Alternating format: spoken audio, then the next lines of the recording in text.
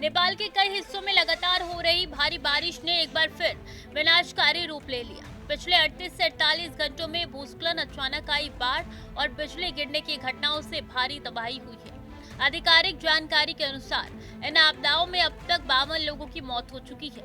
ये संख्या तेजी से बढ़ रही है क्योंकि कई दूर दराज के क्षेत्रों से संपर्क टूटा हुआ है। इस प्राकृतिक कहर में कई लोग लापता हैं, जिनकी तलाश जारी है। वहीं 20 से अधिक लोग घायल भी हुए हैं।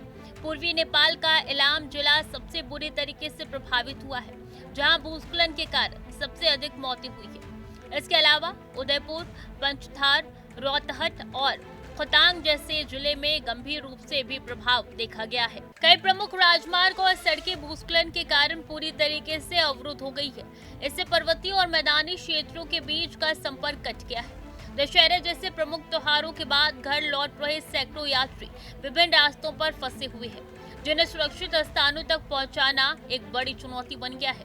दक्षिणी पूर्वी नेपाल में कोसी नदी खतरे के निशान से ऊपर बह रही है, जिससे निचले इलाकों में गंभीर बाढ़ का खतरा बना हुआ है। यह स्थिति सीमा पार भारत के बिहार राज्य के लिए भी चिंता का विषय है। सरकार ने इस आपदा से निपटने के लिए युद्ध स्तर पर प्रयास शुरू कर दिए हैं। नेपाल सेना, नेपाल पुलिस और सशस्त्र बल की टीमें राहत बचाव कार्य में जुटी हुई है।